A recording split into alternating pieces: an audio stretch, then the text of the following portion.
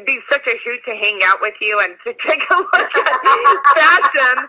It'd be kind of like going to the movies. It'd be kind of like going to the movies with the script writer. Yeah, they'd be going through the movie going, oh, well, look at that, the framing's off, and and so it would be totally fascinating. I would love it to be able to go along with you saying, that's not authentic. Well, look at that. Interesting. We'll do it one day. We'll videotape it. We'll do it. Yeah, that sounds great. That sounds great. Well, next question. What are garments that women should choose to stretch their wardrobe? Are there standard pieces? Because you did mention this a little bit about stick to the classics. Now, one of the pieces of clothing that looks good on me is a turtleneck. However, you were saying with my particular body type, I do not do turtlenecks. So could you talk a little bit about that? That's two separate questions. So the first one was my body type. I'm endomorphic. That means I have a very large chest. No wonder I look good in turtlenecks. I don't have a large chest. I can pretty much see mine. It emphasizes my chest 10 times more. And when I'm speaking, I don't wear turtlenecks because people are not focused on me and what I'm saying. They're focused on my attributes. But if I choose to wear a turtleneck, the idea is to accessorize things properly. Then I wear a lot of jewelry. I'll wear a lot of necklaces to balance it out. As you balance out your body with wearing cuff pants due to a shorter torso, you can balance things out. So that's why I choose not to wear turtlenecks. And second question was, what pieces were to invest in when it comes to your wardrobe? Definitely classic pieces. There's certain things that a woman or man should always invest in, but definitely a woman is pants, skirts, dress shirts, sweaters, leather goods like leather shoes, leather bags, jeans. If you're into jeans, funny, I just bought my first pair of jeans this year. Wow. That's it. Ever? Ever. My mother is very old school. For her, women wearing pants is like an abomination. It's like, you don't do that. Everything's a skirt and just like stockings and you're all done up and it's very big and brashy. So yeah, I'm in love with jeans now. I'm glad I am there. A suit. A suit is always a must. And a three-piece suit. So for women, it's a jacket or a blazer, definitely a skirt, and a pair of pants. You want to have interchangeable pieces to your wardrobe so you can mix and match 10 times more. You have more variety when you buy an outfit. Trench coats are amazing. They are such a staple in any wardrobe for man and woman. And also your outerwear, like a winter jacket. It says so much about you. I was flown out to speak in the Midwest, and at the time I had a green long coat.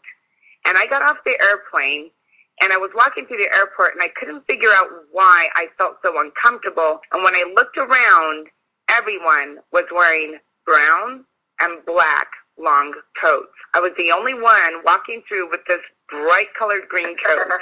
And I was like, oh, that's what it is, because it didn't hit me immediately. It was a tour I was doing, so I immediately bought a long brown and black coat and talking about trying to fit in. We do it. Now, are there standard colors for trench coats, or does it depend on where you live? A standard color for a trench coat, obviously, is the Burberry, the tan, and then you have the black, which is standard. Those are when you want to save money and you want to be comfortable, because those won't cause any drama, and they always look classic.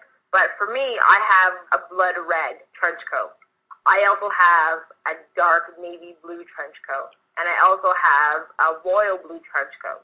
Once you understand, as I said, once you understand your fit, your color, your style, your personality, you're able to dabble in more things because you're comfortable and you get it, because you know who you are. There is no ifs, ands, or buts to what makes you you.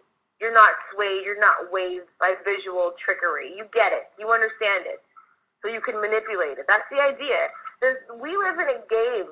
It's a game of life. It's easy to be manipulated, to be swayed, because we're visual creatures. That's how we choose mates. It's how we choose friends. It's how we choose food. It's based on visuals. A lot of people say, well, that's not how I choose my friends. I choose them by their personality. Or that's not how I choose my mate or my husband or my wife. I choose them by their personality. And I say to them, when you first met that person, did you really think, oh, I wonder if they pay their bills on time?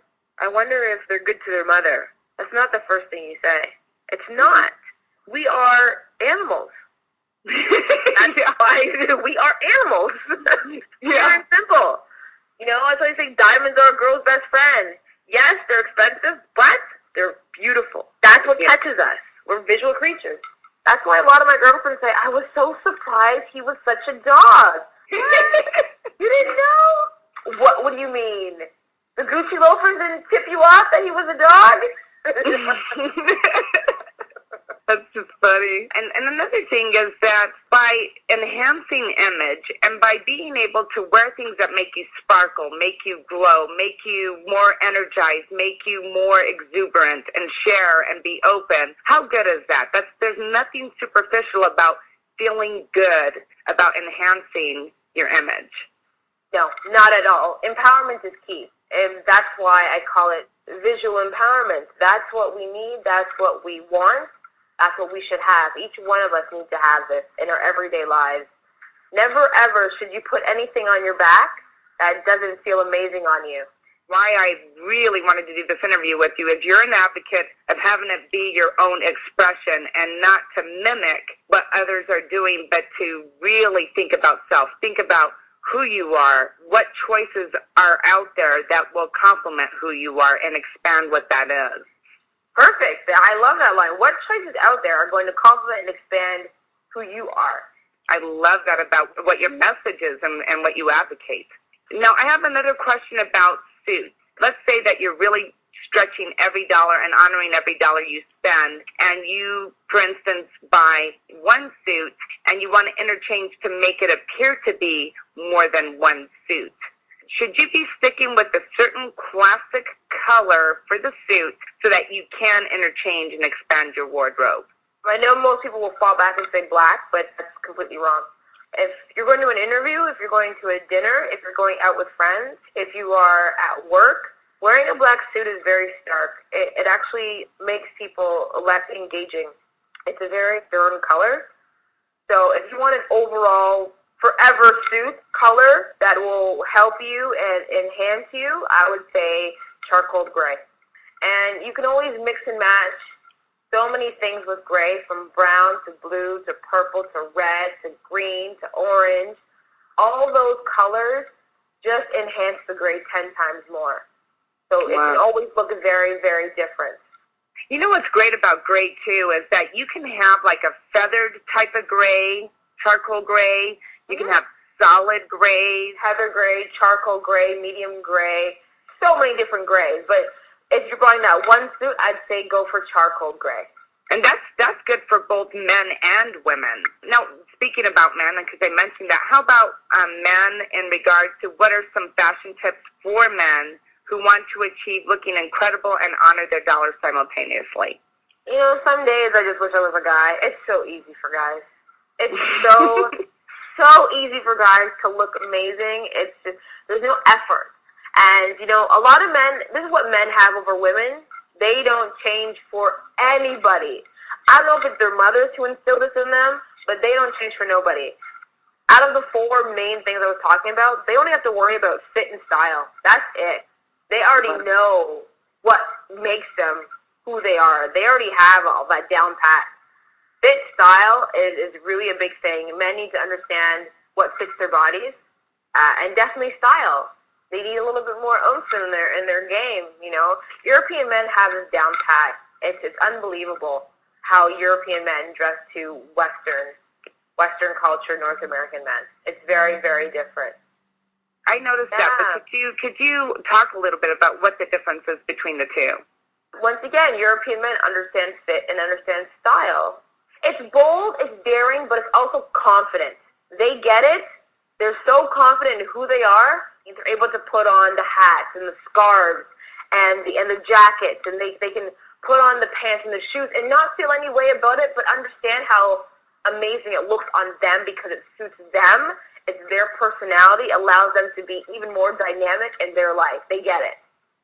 Yeah, that is true. You know, do you think it's because there's just a lot of fashion trends out in Europe, or what? No. What is it? No. It's definitely part of the culture. They're more aware. They're more aware of the implications that a good image can have in someone's life. They're more aware of that. And that just enhances their personality. And also because of their accent. Oh, I love it.